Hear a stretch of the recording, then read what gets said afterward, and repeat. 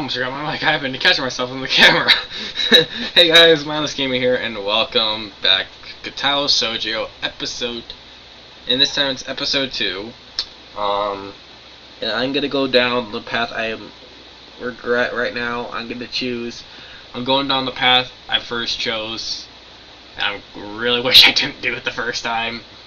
And I really hate that I'm gonna be doing this. So right now, let's just continue. I'm just gonna continue this and hope, see if I can get this route back. We decided even below the lobby, where I met Mutu down the bottom floor. Just like everything in the school, the cafeteria seems too spacious and oddly modern in contrast to the classic exterior. Its big windows open the courtyard towards the main gates. It's the cafeteria! Her enthusiastic statement of the oblivious makes people around us stare, but Misha doesn't seem to care, so we proceed to the line. There is a rather long list of menu options, which seem great until I realize that many of them are accommodate students who need specialist diets. Makes sense. How nice. It almost feels like I'm back at the hospital, eating portions measured with the scientific precision to meet the needs of the patients. I pick something at random and follow Shinzu to a table sitting opposite of her. As I nibble identically at the food, I'd rather not eat. Misha pokes me in the side to get my attention and points at Shinzu. I don't understand sign, so the point escapes me. Maybe looking at the person who talks. She is proper and polite. Do you want to know something? What? About anything. We're your guides, so you should ask us if there's anything. I wonder. Ask about the library. I think I got everything I need to know. Ask about Shinju's stuff list. I'm sorry. And I hope you guys like my shirt. Call of Duty Advanced Warfare. Good one. Not advertising. But let's see. I did a small recording about, like, you know what? No, I'm just gonna restart. So I got here. I think I got everything I need to know, which I don't think this choice really matters, that I believe. But if it does, I don't know. I'm just gonna do a pass anyway. So I think I got everything I need to know. I think I can handle anything really. Oh, that means you've been good. That we've been good guys, doesn't it? Doesn't it? You have only shown me the cafeteria. Well, then again, that's food. That is kind of important. Food. If you say so. Thank you. Misha positively beams, and so does seems you. After a quick translation. Oh my god, you see it? I shake my head after somewhat aggregated enthusiasm. I shift my focus on the food. Misha and Suzu sign back and forth very intimately, throwing sideways glances at me, but Misha remains from translating. Maybe they're talking about secret girl stuff or something. I quietly notice the conversation in silence is not enough to fill a silence. We arrive in the classroom early, but we're not the first. My favorite. The dark-haired girl I noticed before is slumped over her desk at the last row. She jumps out a little when Misha crashes into the room with the elegance of a rhino.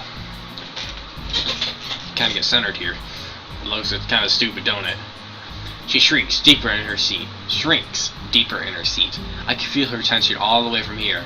It's as she were slowly trying to turning into some stone just from our presence. Nisha and Suzu either don't notice or don't mind it, as they walk directly past her to their seats to begin the conversation. I felt like wondering about her, even when the classroom slowly fills with other students, and finally, the teacher. Getting into the rhythm of school feels strange, as my brain remembers how this is done, but my body doesn't. Towards the end of the class, I start yawning, and counting the minutes left. This shouldn't be this tired on my first day of school. I don't know. You've had a really exhausting 4 months at the hospital. I don't know. I'm sorry. Maybe it's the long time spent in the hospital that made me like this. I'm even feeling physically weak and lifeless. I don't know how. but I just happened to think that, and it happened to on the screen. Before long, the final bell rings. School is finally over for the day. Besides me, Misha and Shinzu are having a short conversation. After a bit of elaboration, Misha turns to me. Unfortunately, we can't stay and show you around today. Hisha, we've got to hurry already, since there's a lot of work to do. You'll find your way around here, I'm sure of it. Ah, wait, the teacher said I have to see the nurse. Where do I go? Is that so? Is that so? We can at least show you that much. Come on, the nurse has their own building, so we have to go outside. We follow the flow of students making their way down the stairwell, and outside with the girls pointing out other senior classrooms in the same hallway as ours.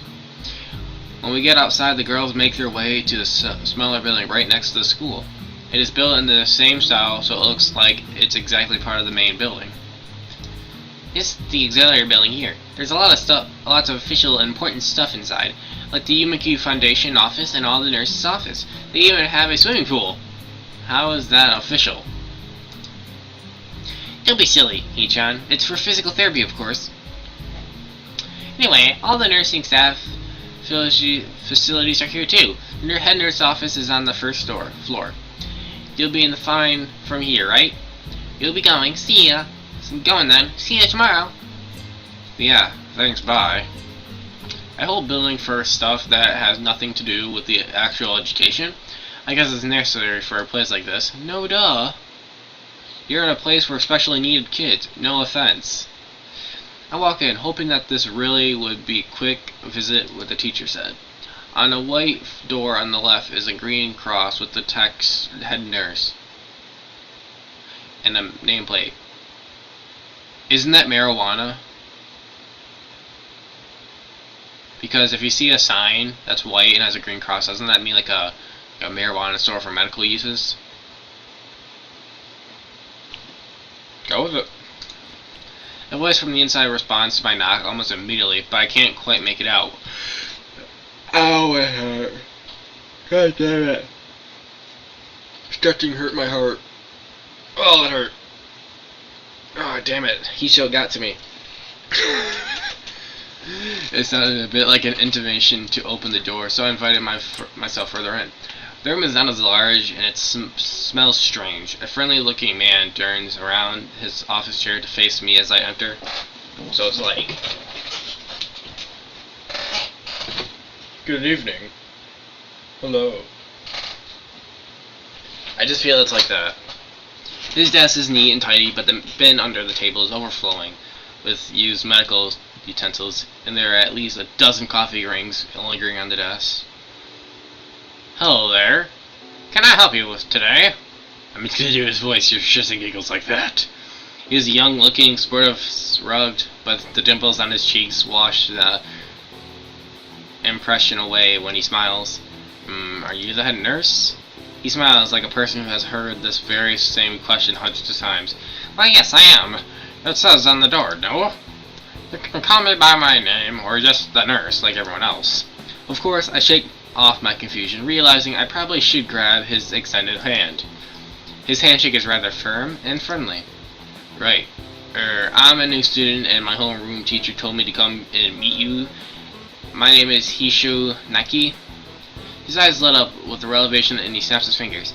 Oh, you're that Naki! I'm just reading your file in the morning. This morning. Some kind of chronic arrhythmia and related congenital heart muscle deficiency, right? He just me to sit down in a vacant armchair in front of his desk. Yes? Good.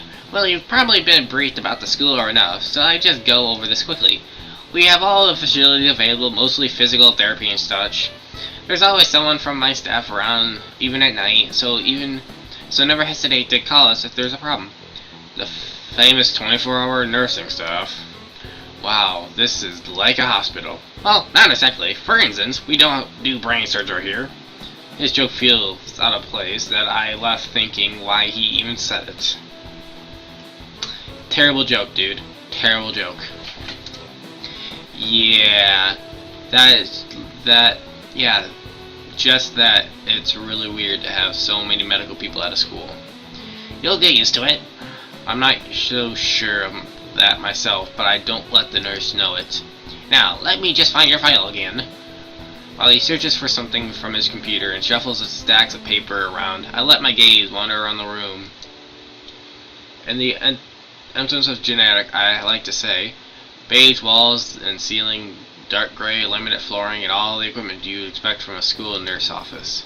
Even a ridiculous educational poster are hanging on all four walls, reminding me to eat properly 3 times a day from all the food groups. Smiling, the nurse draws a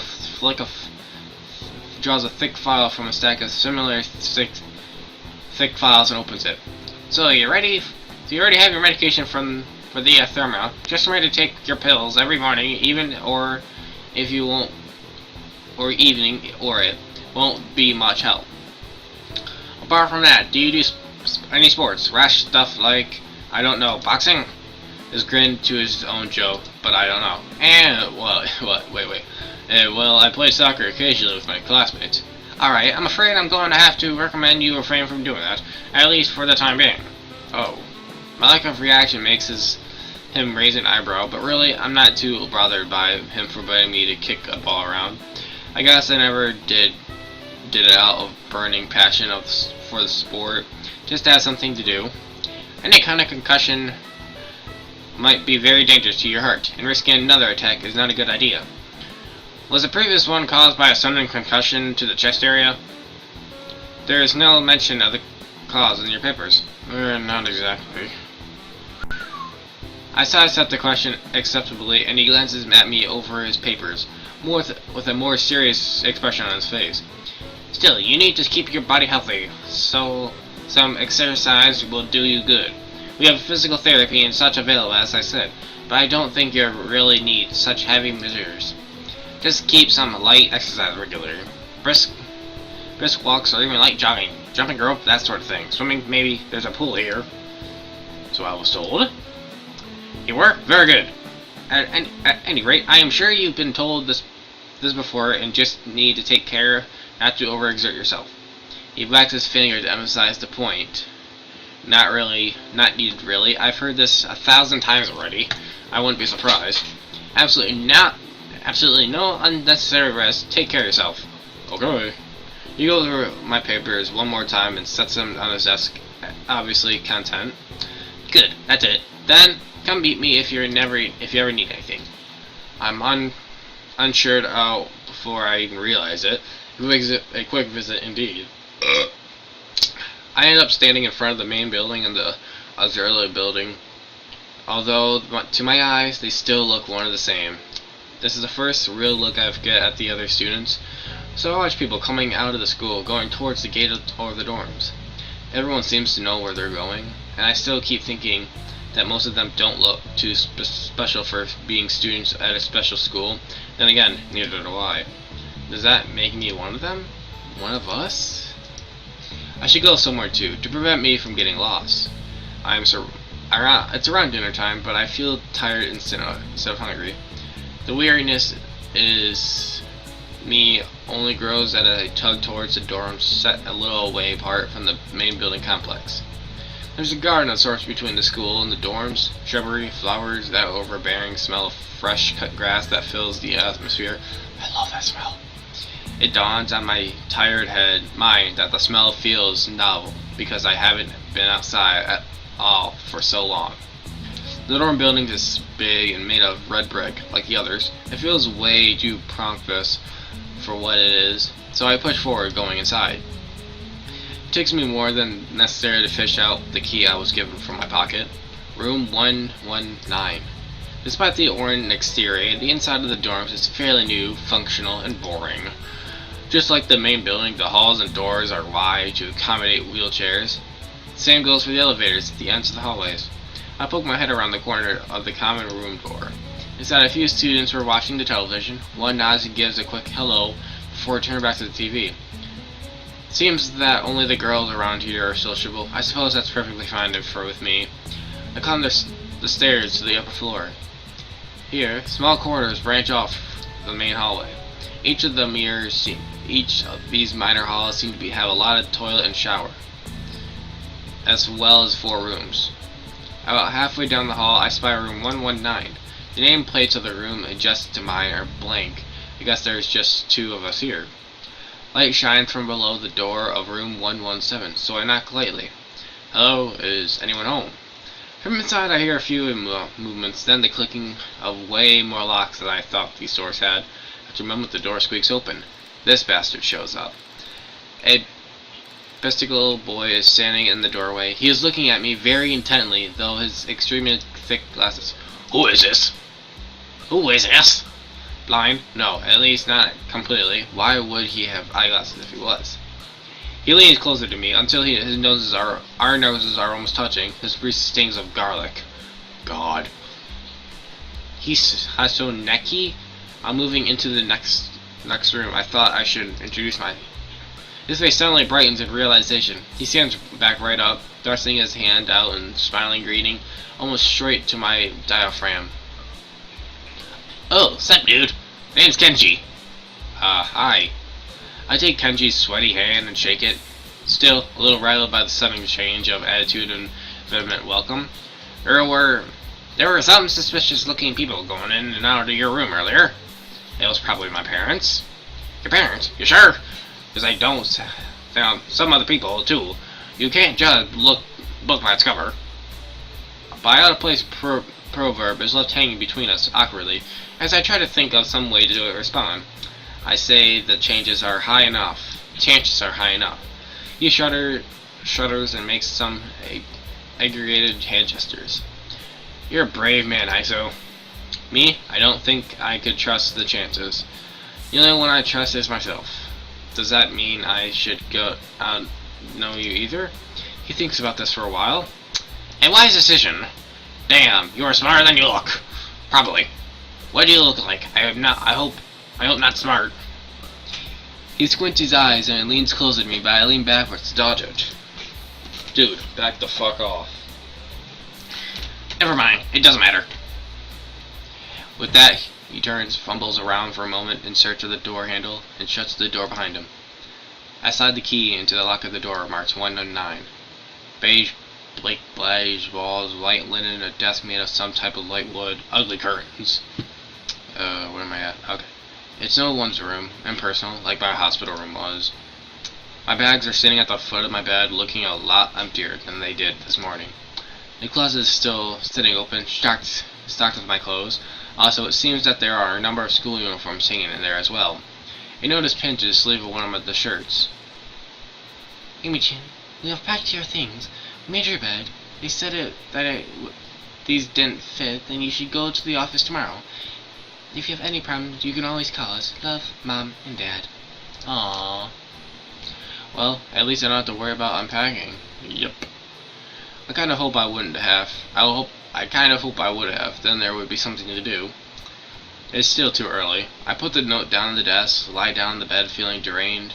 Lying there makes me want to read something, but I have nothing with me. I wonder if the hospital conditioned me to wanting to read whatever. I have nothing to do. The restless urge that keeps growing until I have to stand up.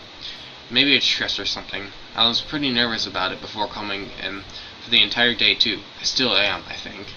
Damn, I have to distract myself somehow, so I won't be this unnatural all the time. Tomorrow I'll borrow some books from the library. Yeah, I'll do that. But for now, the bottles of medications neatly arranged at my night table catch my eye. I picked one up and shake it just to hear the contacts rattle inside, and then read the glued-on pharmacy label. Housing the key. 2 tablets daily to stay alive. Wow. Ooh. So if I don't take it, I would die. Threatening. Sounds like very threatening. It doesn't really say that, but it could just as well. Yeah. It's kind of twisted, having your life depend on chemicals like this. I resent a little, but what choice do I have? With a sigh, I begin my new daily ritual of taking the light number of pills from each bottle, being careful to check the correct dosages. I lie down again, feeling hollow and uncertain. After that, I keep staring at the blank, unfamiliar ceiling for a long time. It doesn't start looking at any more familiar, not even after darkness falls and long shadows draw across my room like fingers. The sheets feel slightly more comfortable, warm, nest-like against the chill that passes from room temperature here. Soon, the lighter shade of darkness that is the ceiling looks like every ceiling does. At night, it becomes the only thing I recognize anymore. The night beckons me to sleep, and I feel a coldness of unfamiliarity and fear creeping up my spine once again. I keep drifting further away from the world I knew.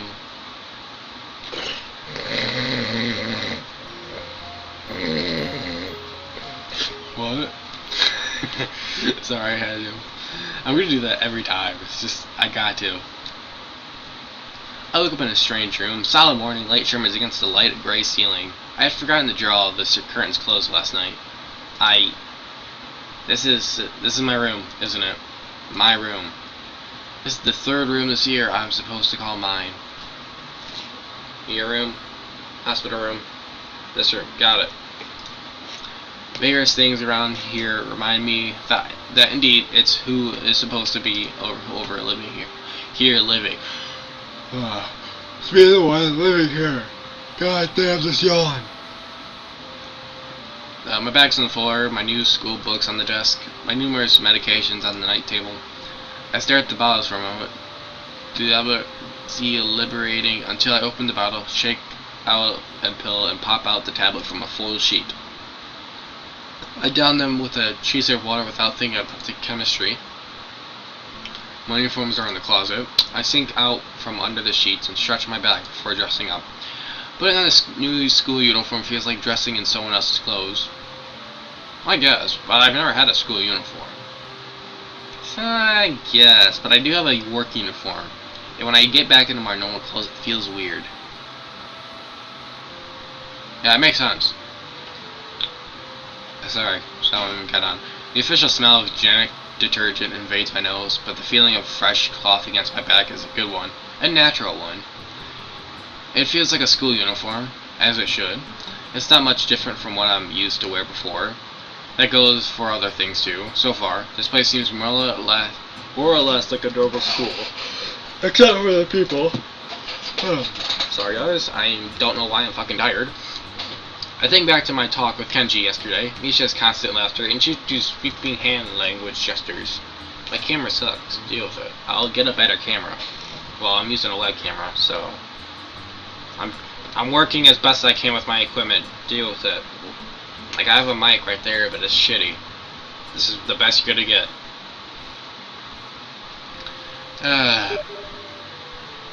Well, I've only met 3 students so far. Maybe they aren't that normal, but I'm sure others are.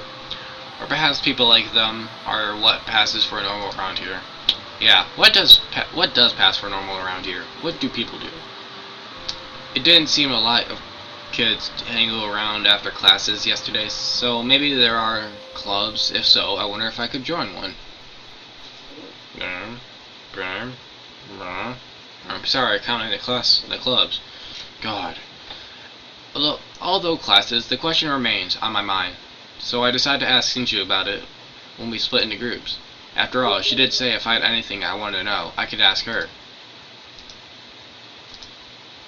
She crosses her arms and shifts her gaze slowly to Misha, who looks more preoccupied with trying to grind the eraser to her pencil down so that the top is perfectly and evenly flat. OCD much. Sorry, Shinji. It's just something you wanted from me? Oh, I see. That's kind of a good question, Hichan. My first thought is that means she doesn't know, which is worrying. Maybe I'm being too negative. Well, anyway, Nisha, please don't prove me right. Oh, that's right. Everyone is encouraged to join a club. A lot of people do so, because there isn't really anything else to do. No duh. There are also school events, like the festival coming up in a few days. Even every student in the school tends to help out with it, doing whatever. So, we're actually trying for it in a busy time. Wait, maybe you can help out too. Sure. What's the festival about?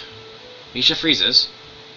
I don't know, Hisha. The truth is, it's a local event. I'm not from this area, I mean.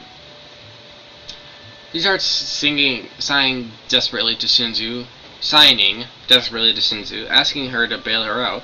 Shinju adjusts her glasses to the end of an oddly grotesque flourish and starts signing hard and heavy. Oh, who cares? Misha puffs out her chest as she shouts Shinju's words out at me with a just right amount of pride. Too loud, I can see her hands turning to look into our direction. Not so loud. Human beings evolve with each new generation. The idea and beliefs behind a festival will inadvertently change with time. It's about delicious fried food and amazing little games that you play to win prizes. Teacher clears his throat very loudly, batting his long wooden pointer against his other palm like a baton. He shoots a pointing gaze at us. Finally, noticing where we are, Misha stifles a yelp and quickly quiets down. Shinju doesn't seem embarrassed at all, though brushing it off without care. We are in the middle of class. We shouldn't start working. That's right, Shinju. What? That's right, Hinshin? Are you asking because you're interested in joining a club? It could have been my eyes playing tricks on me, but I think I saw a suspicious glance and change between them. Misha's tone has also changed, although it does that every other word anyway. Yeah, I was thinking about it. Misha and Shinju look at each other.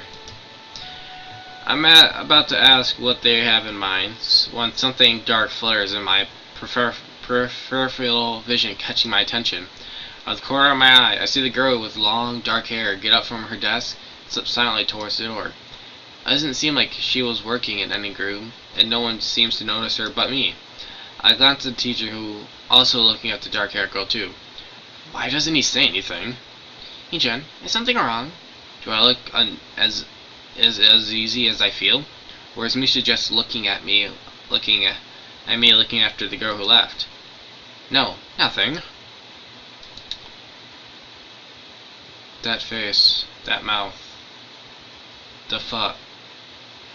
Okay, well, like we were asking, you don't have any plans for lunch today, do you? I thought I would go to the library and pick up some books. Not really. Do you want to have lunch together then? Oh wait. You want to have lunch together then? Sure. That'd be a joyful day for me. My day would be 100% complete having to spend a day with a girl who can't even talk and I can't communicate to, and the girl that won't shut the hell up, please. Sorry, no offense to people who are like this. It's just these two that annoy me. Yeah, wow! Okay, Hinchan, perfect. The rest of the class passes uneventfully. The girl with the long hair never came back. Before I had the time to put any more thought into where she could have gone, the teacher informs us that it's time to stop working.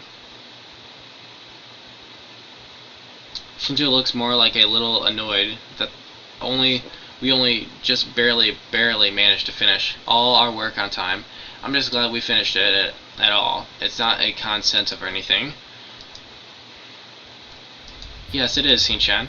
Impossible. Really? Really. I've noticed this before, but it's kind of funny how Misha is always moving her hands and saying not only everything she says, but what anyone else is saying at any given time. God, I would hate that. Obviously, it must be so Shinju can understand it. Her eyes dart back and forth between Misha's hands and me. I don't know who I'm supposed to be looking at. Am I talking to Misha? But that might be wrong. Maybe I should face Shinju. I'm used to looking in the direction of the person whose voice I'm hearing. But really? Shinju can't hear me, but it would be despiteful to talk to her, but only through Misha. Then again, isn't that what she's doing? No, she's at least looking at me. This is very confusing and will take some time to get used to. No, really. It's not a contest. It's not because contests are competitions over a prize. Is there no prize on the line? It's not really a contest. Shinju's eyes flash dangerously with a competitive glare. She stares at me, as if surprised that I am challenging her. I think maybe this is a contest to her. I never noticed before how dark and blue her eyes are. I truly are an alluring gaze. Are you sure, Hee-chan? Very sure. Haha, you're wrong, Hee-chan, because I don't want to do the slowest. I don't be the slowest one in the class. Therefore, what's on the line is my confidence in my abilities, and the prize is the satisfaction to prove them. Wah! Soon she pushes the glasses up in the bridge of her nose in a matter-of-fact way.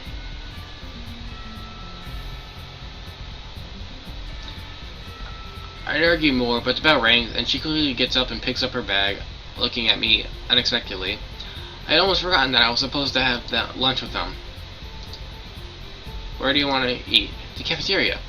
Ah, that's so plain. Okay, let's go. Plain. Well, I guess. On my old school, I like to eat outside near the back of the building. It was a good spot, but I didn't find it until near the end of the freshman year. I wonder if there is a similar place to eat here. Misha seems to imply as much. Sunzu and Misha pull me towards the cafeteria, which is surprisingly not packed. Maybe some students favor eating in the classroom or outside.